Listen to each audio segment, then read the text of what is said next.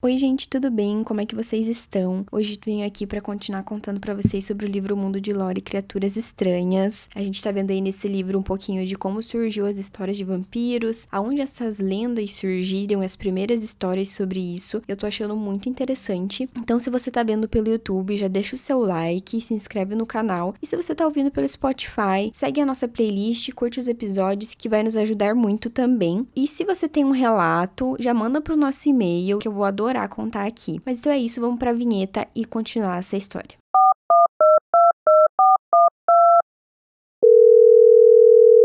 Olá, você ligou para o Disque Meia-Noite. Aqui o medo é sempre gratuito e todas as reclamações são ignoradas. Se você acha que ouviu alguém chamando seu nome mesmo estando sozinho, pressione 1 e finja que não ouviu nada. Para histórias de terror que com certeza farão você dormir de luz acesa, pressione 2. Seu gato está olhando fixamente para o canto escuro da sala, pressione 3 e tente não entrar em pânico. Agradecemos o seu contato. A sua alma é muito importante para nós. O imortal. Muitos aspectos do folclore não foram muito bem vistos pelo olhar crítico da ciência. Hoje temos uma compreensão muito mais profunda de como a doença realmente funciona e o que acontece com o corpo depois que a pessoa morre. Embora especialistas ainda tenham o cuidado de explicar que cada cadáver se decompõe de um jeito ligeiramente diferente, temos agora uma compreensão melhor de todo o processo do que em qualquer período anterior da história. Respostas, quando as encontramos, podem ser um alívio. É seguro dizer que hoje não precisamos ter medo de uma infecção vampírica quando as pessoas à nossa volta estão doentes. Mesmo assim, no centro dessas antigas histórias havia pessoas, gente normal como você e eu, que só queriam fazer o que era certo. Podemos lidar com as coisas de um jeito diferente hoje em dia, mas é difícil culpá-los por tentar. Contudo, respostas não acabam com todos os mitos. Histórias de vampiros, como seus protagonistas imortais, simplesmente se recusaram a morrer. Na verdade, ainda podem ser encontradas se você souber onde procurá-las. No pequeno vilarejo romeno de Marotino de Sus, perto da região sudoeste, que faz fronteira com a Bulgária e a Sérvia, as autoridades foram acionadas para investigar uma exumação ilegal. Todavia, isso não aconteceu em 1704, nem mesmo em 1804. Não, isso aconteceu há pouco mais de uma década. Peter Tom era o líder do clã de seu vilarejo, mas depois de uma vida inteira de doença e muita bebida, sua morte acidental no campo foi quase um alívio para a família e amigos. Foi o que disseram pelo menos. Então, quando ele foi sepultado em dezembro de 2003, a comunidade seguiu em frente. Mas pessoas da família de Peter começaram a adoecer. Primeiro a sobrinha, Milena Marinescu. Ela contou que o tio a atacara em sonhos. O marido dela contou a mesma coisa, e os dois tinham a doença como prova. O filho pequeno do casal também ficou doente.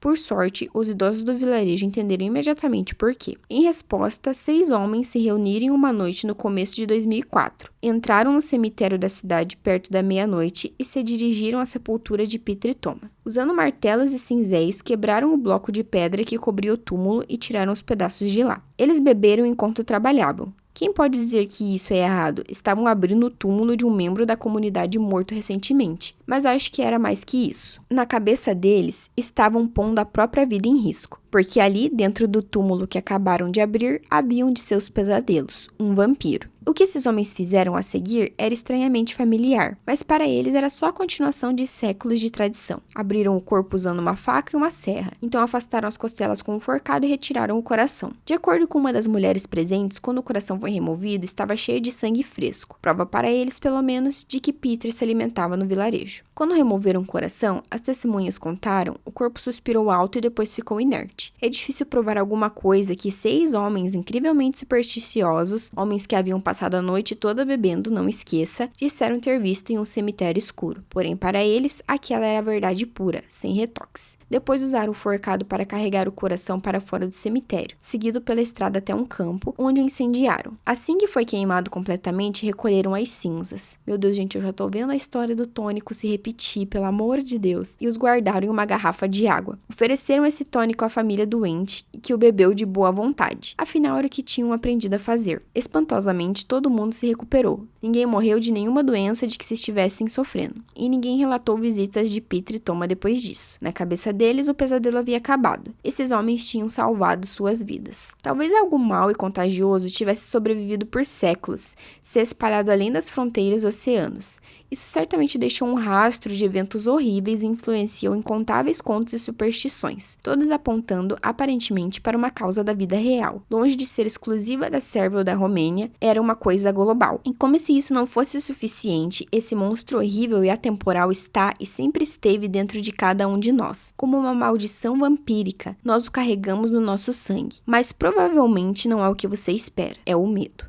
Criaturas estranhas, conclusões sombrias. O folclore de vampiros dos nossos ancestrais é tão variado e cheio de texturas como as incontáveis versões modernas de Hollywood nos apresenta todos os anos. A maioria, porém, ainda foca algum aspecto do famoso romance de Bram Stoker. É justo dizer que nosso amor pela história de Drácula é tão imortal como o próprio monstro. Um dos resultados dessa obsessão é que costumamos ignorar ou esquecer os outros importantes personagens da história de Drácula. Por exemplo, Mina Morway é a mulher poderosa e heróica que passa a maior parte da história lutando para destruir Drácula em vez de se perder em autopiedade. Quincy Morris se sacrifica para derrotar o monstro. E Jonathan Harker, que se torna marido de Mina, desfere um dos golpes mortais. O romance é cheio de personagens, mas todos parecem empalidecer a sombra projetada pelo Lorde Vampiro. Todos, menos Abraham Van Helsing. Ao longo de décadas, seu personagem recebeu uma boa dose de atenção dos fãs do livro. E honestamente, não dá para criticá-los por isso. Ele era inteligente, corajoso e competente em seu ofício. Em muitos sentidos, Van Helsing representava algo que todos nós queremos ser. Esse é um efeito colateral de ser criado com histórias de criaturas que querem nos fazer mal. Se há realmente alguma coisa viva embaixo da cama, ou dentro do armário, ou naquele canto escuro e úmido do porão, não tem que ter alguém que se preocupe o suficiente para nos proteger? Se essas criaturas são antagonistas dos nossos pesadelos, certamente também existem protagonistas. Os heróis, os defensores, os corajosos que são incumbidos de lutar e resistir. Van Helsing foi uma criação fictícia, é claro, mas seu personagem ecoa na antiga e disseminada crença pode ser encontrada de uma forma ou de outra em muitas lendas. Não importa quais são os monstros, sempre tem aqueles que o enfrentarão. E esses caçadores ainda estão entre nós. Nascidos para caçar. Algumas das mais antigas lendas envolvendo caçadores do sobrenatural podem ser encontradas na Bulgária e nos países próximos. Depois de 5 séculos de ocupação pelo Império Otomano, os búlgaros finalmente expulsaram os turcos na década de 1890. Durante aqueles primeiros anos de liberdade, o rico folclore e as tradições do país foram reunidos e registrados pela primeira vez. E bem, no centro desses registros estavam histórias de vampiro. Esses contos têm tanto poder que as pessoas ainda acreditam neles hoje e seguem suas recomendações, como o ritual de exumação de supostos vampiros. É uma crença profunda, principalmente por causa do medo intenso e da superstição, porém muitos vampiros eram reais e precisavam ser caçados. Como consequência, havia pessoas nesses vilarejos búlgaros chamados sabotnik, que podiam detectar vampiros. Eram convocados quando uma comunidade suspeitava de que um vampiro os estava caçando e prejudicando. Uma vez localizado o túmulo de um suspeito e exposto o corpo, o sabotnik determinava se o cadáver era realmente um vampiro ou não. Se fosse, o sabotnik também era responsável por destruí-lo. Esse era um poder que cada sabotnik adquiria ao nascer de acordo com as histórias.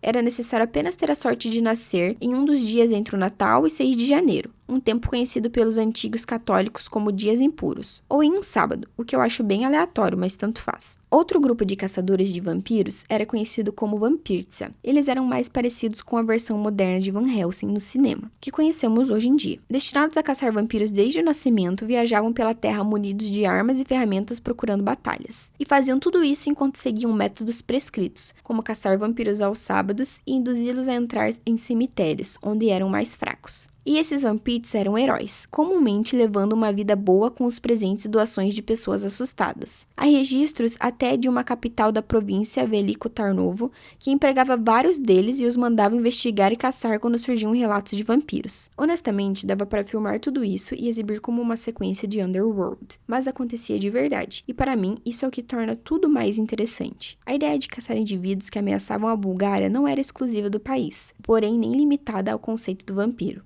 Contemporâneas desses relatos de Vampircia, histórias enfatizavam outra criatura perigosa, uma que andava entre nós, a bruxa.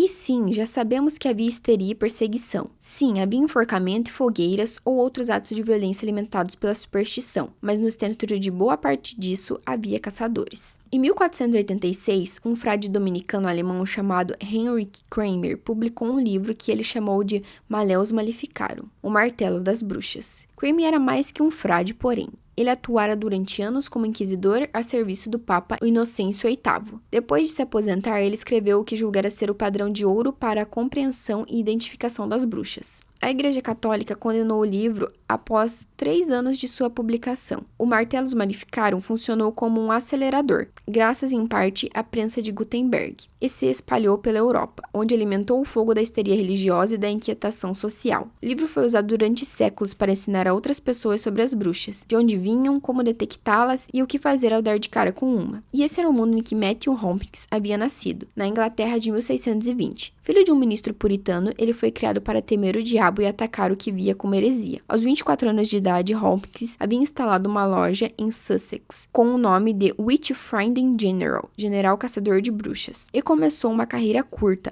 mas devastadora, descobrindo e condenando bruxas. Nos 350 anos que se estenderam desde o início do século XV até o fim do século XVIII, estima-se que ao menos 500 pessoas foram executadas por bruxaria em toda a Inglaterra. Menos de 2 execuções por ano, certo? Durante sua breve operação de 2 anos, porém, Hopkins e sua equipe foram responsáveis por 300 dessas mortes. Esse é um homem que inventou o teste da natação para a bruxaria de que muitas pessoas ouviram falar. A acusada era amarrada em uma cadeira e jogada em uma lagoa ou um lago. E depois Hopkins esperava para ver se a pessoa flutuava. Se isso acontecesse, tratava-se de uma bruxa e seria executada. Se a pessoa afundasse, bom, morria do mesmo jeito, mas com o nome limpo. Isso não faz sentido para nós, eu sei, mas nos anos de 1640, Hopkins nunca errava. Todo mundo confiava nele. Seu livro The Discovery of Witches, A Descoberta de Bruxas, estimulou julgamentos por bruxaria nas colônias norte-americanas no fim do século XVII. E alguns métodos de interrogatório foram usados até nos julgamentos em Salem, Massachusetts. Não me entenda mal, o homem era um monstro, mas deixou sua marca como caçador de bruxas. Uma última coisa, de acordo com o folclore búlgaro em torno dos caçadores de vampiros, aqueles que exerciam essa profissão corria um grande perigo. Qualquer um que atuasse como Sabotnik ou Vampirza corria um risco maior de se tornar vampiro. Mesmo da Inglaterra, Hopkins não morreu herói. Em vez disso, era visto como um monstro e bicho-papão. Em vez de passar pela história como uma espécie de caçador heróico, ele adquiriu uma reputação de ser, por si só, mau. Porque, às vezes, seja a criatura uma coisa que inventamos, seja simples o foco de uma obsessão pessoal, o caçador sempre está em risco de se tornar a própria coisa que persegue. Pulo no escuro. Em 1968, a Paramount lançou O Bebê de Rosemary, baseado no livro que foi um sucesso um ano antes. Em 1973, estreou O Exorcista, seguido por A Profecia 3 anos mais tarde. Havia uma loucura satânica varrendo a América, uma mistura de medo e fascinação, e Hollywood queria lucrar com ela. Mas é comum que essa loucura tenha sido precedida por uma onda anterior de medo do outro lado do Atlântico, na Inglaterra, que teve início quando os londrinos souberam de grafites e vandalismo dentro do histórico cemitério Highgate.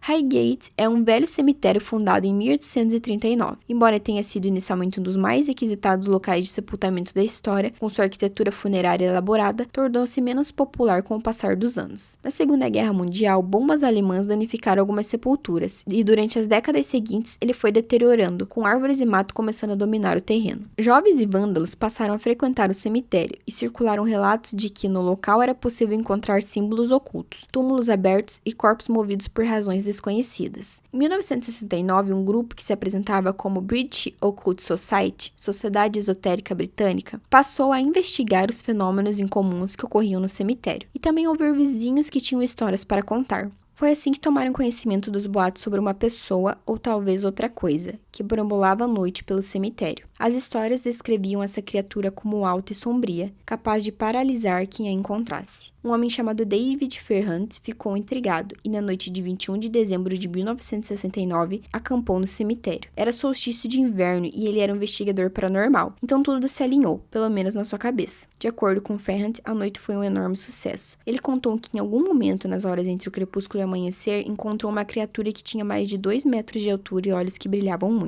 Porém, quando Ferrant se virou por um momento, a criatura desapareceu. Ele escreveu para o jornal local e perguntou se mais alguém vira a mesma criatura. Espantosamente, por cerca de 2 meses, cartas chegavam sem parar para descrever experiências semelhantes. Mais ou menos nessa época, porém, outro homem interessado nos mesmos fenômenos do cemitério, Sean Manchester, fez outras descobertas, mais do tipo sangrentas. Manchester acreditava nas histórias sobre a figura sombria e misteriosa. No entanto, também descobriu que muitos animais tiveram seu sangue drenado no cemitério. Depois de investigar, relatou que cada um deles tinha pequenos furos no pescoço. Quando os jornais perguntaram se tinha uma teoria, Manchester respondeu que sim. A criatura, segundo ele, claramente era um vampiro. Não era só um vampiro qualquer, era o que Manchester chamava de um rei vampiro, trazido da Valáquia do século XVIII por um nobre curioso e depois enterrado na propriedade que mais tarde se tornara o cemitério Highgate. Toda a atividade satânica, de acordo com ele, foi obra de ocultistas locais que tentavam ressuscitar essa criatura. Manchester se ofereceu para caçar e exorcizar o vampiro. Ele reconhecia que a lei tornava um pouco difícil sair por aí enfiando estacas em cadáveres, mas já tinha feito o serviço 2 vezes antes. Ele se dizia disposto a colocar a vida em risco para rastrear e destruir o rei vampiro. Poucas pessoas aceitariam essa versão. Elas, contudo, acreditavam que algo estava acontecendo dentro do cemitério, e até a polícia começou a investigar a área, atenta a qualquer coisa em comum.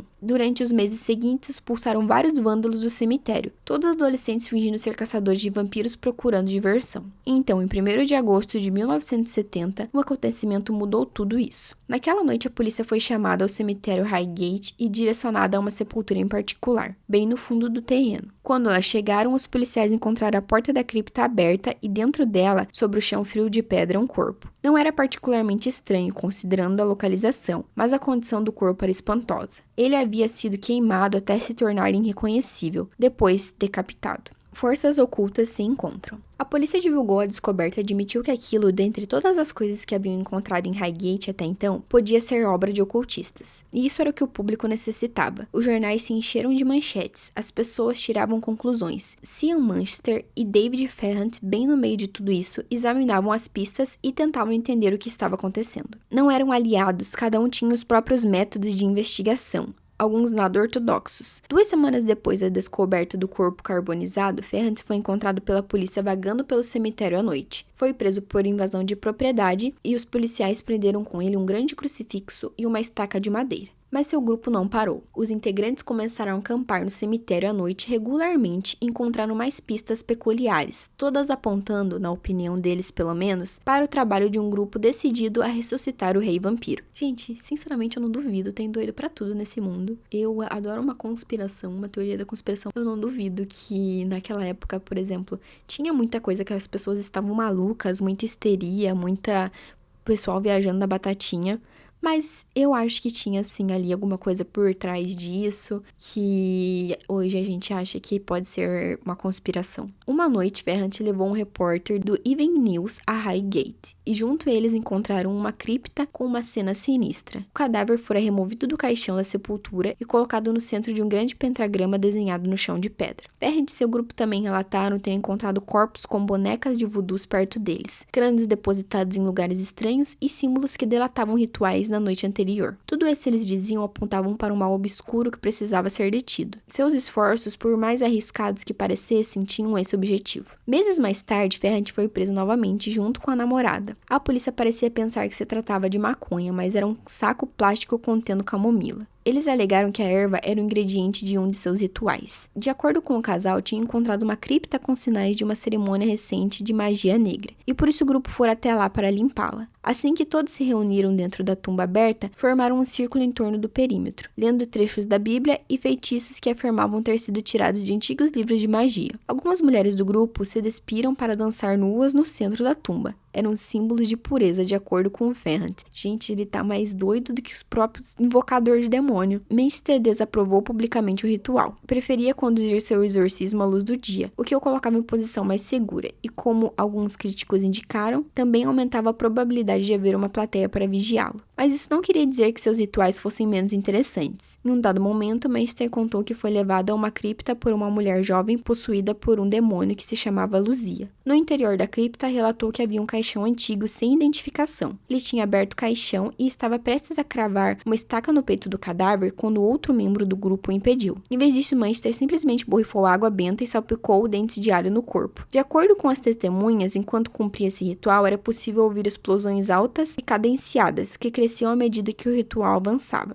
As ocorrências em Highgate cessaram pouco depois de janeiro de 1974. No 12º dia desse mês, a polícia local foi chamada para investigar o carro de um morador da região estacionado perto do cemitério. Dentro dele, os policiais encontraram um corpo decapitado e embalsamado ao volante. A cabeça não foi localizada. Ferrant prestou depoimento como suspeito, mas no fim tudo tinha sido só uma diabrura de um grupo de adolescentes. Um deles levara a cabeça para casa e deixara sobre o console da lareira. onde ficou até começar a cheirar mal. Manchester encontrou um jeito de transformar em carreira suas aventuras em Highgate e ao longo das últimas décadas se tornou conhecido como um especialista em vampiros, aparecendo em vários dos documentários sobre o assunto para a televisão. Ele escreveu 2 livros, um sobre o vampiro de Highgate e um manual para futuros caçadores. David Ferrant teve menos sucesso depois desses acontecimentos. Foi preso em 1974 por vandalismo dentro do cemitério. Negou qualquer envolvimento, é claro, mas a polícia estava sedenta por um suspeito de verdade depois de quase 5 anos de atividade. Ele foi condenado a 4 anos de prisão, mas saiu em liberdade condicional depois de cumprir 2 anos de pena, quando ficou estabelecido que seus direitos foram violados. Ele voltou a liderar o British Occult Society, da qual se ocupa até hoje. Jornais da época publicaram fotos de Ferrant com suas ferramentas de caçar vampiros. Foi chamado de Assombração do Cemitério por um jornal local, e outro chamou ainda de Feiticeiro do Mal. Em um livro escrito em 1991, Manchester refere-se a ele como um feiticeiro obstinado que se dedicava às artes negras. Aos olhos de alguns, pelo menos, David Ferrant teve um destino semelhante ao de Matthew Hopkins. Em vez de alcançar o sucesso, aparentemente, o jovem se tornou a coisa que caçava. A busca. O Halloween é uma das minhas épocas favoritas do ano, e aposto que você pensa como eu. É um dos poucos momentos em que conhecemos as sombras, o mistério e o desconhecido, porque a vida sem mistério é estagnada e sem graça, e dias assim ajudam a dar consistência à nossa vida. Todos os anos, milhões de crianças se fantasiam e perambulam por seus bairros. Cada uma delas tem uma criatura favorita, algo em que querem se transformar por uma noite no ano, quando isso é esperado e normal. E elas fazem tudo isso como caçadores em uma missão. É interessante notar que os adolescentes que moram perto de Highgate ainda vão ao cemitério todos os anos. Em cada Halloween, encontram um jeito de entrar, se reunir e promover uma caçada aos vampiros. E hoje em dia isso não é fácil. O cemitério foi limpo, tem portões que ficam trancados e é aberto ao público apenas para visitas guiadas e pagas. Mesmo assim, os jovens da área conseguem comemorar o Halloween lá dentro todos os anos. Passado 20 anos dos acontecimentos do cemitério Highgate, porém, houve outra reunião de jovens mais ao norte. Glasgow, a segunda maior cidade da Escócia, se estende dos 2 lados do rio Clyde, ao sul do rio, ao norte da rodovia M74. Há um bairro conhecido como Gorbals. É uma área com uma história difícil. A industrialização e a superpopulação no fim do século XIX levaram à construção de favelas durante a primeira metade do século XX. Houve uma tentativa de reurbanização, mas na década de 1950, essa região estava provavelmente em seu momento mais miserável. Em uma noite de setembro de 1954, o policial Alex Duprose foi chamado para investigar uma agitação no Southern Necropolis, um cemitério tão antigo quanto Highgate e igualmente assustador. Ao chegar ao cemitério, o policial topou com alguns garotos do bairro. Centenas deles, na verdade, com idades que iam dos 4 aos 14 anos, e estavam armados.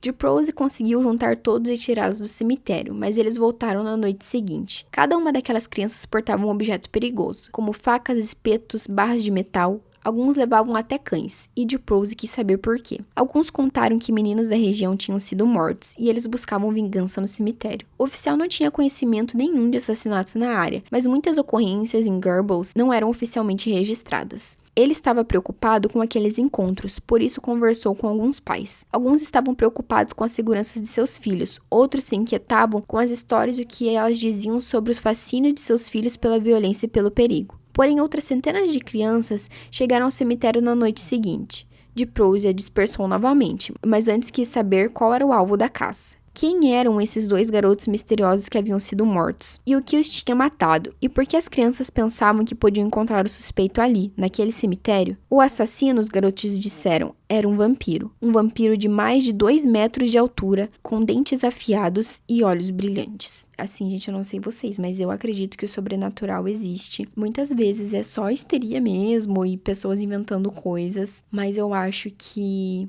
no fundo, algo realmente existe, algo de estranho que a gente não entende e que muitas vezes acaba sendo passado como loucura, as pessoas acabam sendo desacreditadas, mas fica aí, né, esse questionamento do o que é real e o que foi só viagem da cabeça das pessoas, o que foi só inventado, que nem aqueles 2 caçadores de vampiros no cemitério Highgate. A minha hipótese é que muitas vezes eles mesmos podiam estar fazendo as coisas pra criar o hype em cima deles e as pessoas acreditarem no que eles estavam fazendo. Então é muito louco, mas eu realmente acredito que existam essas criaturas esquisitas. Mas então é isso, gente, por hoje. Eu espero muito que vocês tenham gostado desse episódio. Não esquece de apoiar o canal e de enviar o seu relato se você tiver aí uma história interessante pra contar pra gente. E até o próximo vídeo.